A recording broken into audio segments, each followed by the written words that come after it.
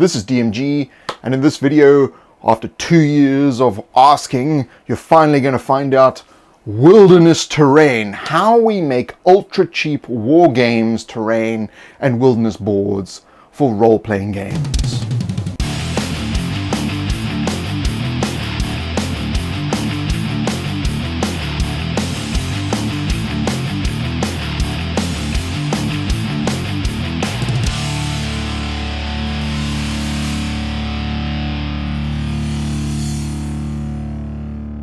I know what you're thinking, finally it has arrived, the day has arrived. So if you're someone who likes war games and you got to this and you go, what role-playing games, what the hell am I doing here? This will also help you out with war games, and that's why it's included in the title. Now, before we get into the rest of the videos on actually building everything, we just need to have a discussion about the methods of why I have chosen to use this thing I'm about to reveal to you. Why did I do this? Now, traditionally in building war games terrain, which is mostly outdoors terrain, there are two types of product that people use. One is wood-based, which is plywood or a chipboard that they use as a base, and they cut that out into rectangles of 6x4 or into rectangles to make a 6x4 board. And then there's also extruded and expanded polystyrene, which then is cut to the shapes of the hills and all that kind of thing. Now, there are some problems with those. One, you need to get special equipment. So if you're going to be doing anything with woodworking, you need woodworking tools in terms of saws and things to cut, or you've got to go to the local store that cuts that kind of stuff. There's an expense involved in that, and it can be quite pricey depending on where you live in the world. Now, with extruded and expanded polystyrene, if you live in the northern hemisphere where it gets quite cold in winter, obviously houses use this for insulation. Now, where I live, they do use it, but not very frequently. They use different types of materials, and so that stuff is relatively expensive per square meter. It's actually quite expensive per square meter. So anyone who builds terrain in Australia will know that buying that kind of stuff can be quite pricey. And the other problem with that is when you're cutting it with your special heat cutting tools, it releases toxic gases.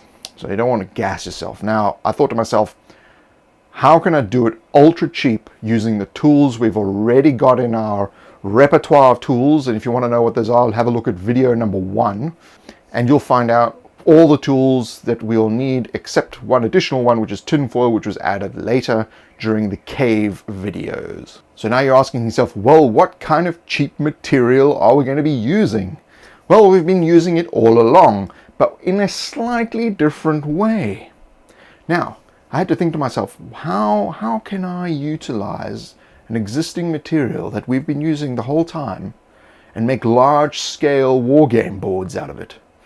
Now, you reckon your brain. Well, it is pizza boxes. So your initial reaction is, what? What the hell? This man crazy? The fool is crazy. Pizza boxes. But why pizza boxes? Well, when you go to a company that actually produces pizza boxes, you can get them like this. They're flat.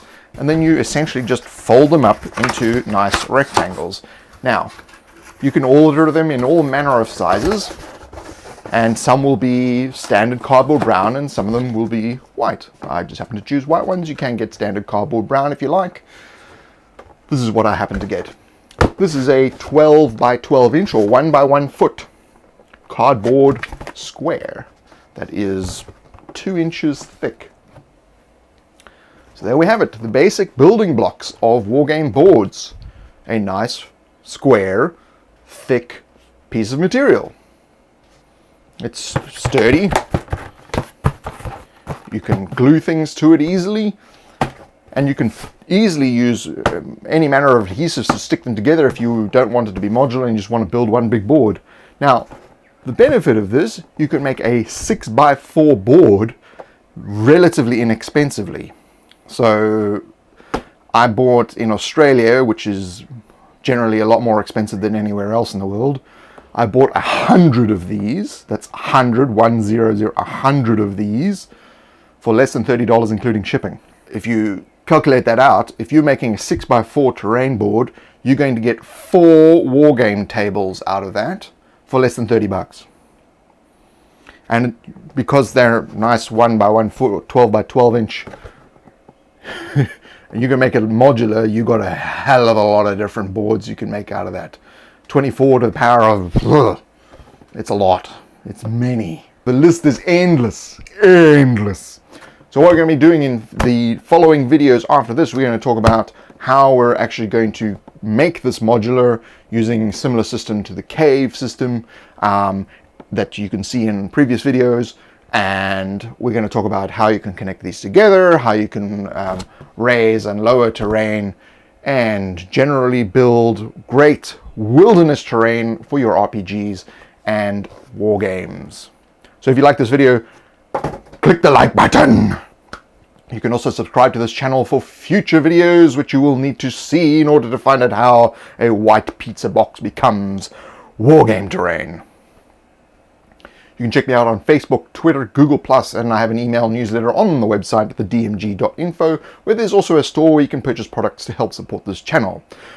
Also, I have another channel called 7D System. That's youtube.com/7D System, where we talk about the art, science, and technology of role-playing and go through the creation of 7D System, my role-playing game. I urge you to check that out. There's a monster every week. So, I will see you in the next video. Go forth. Do it.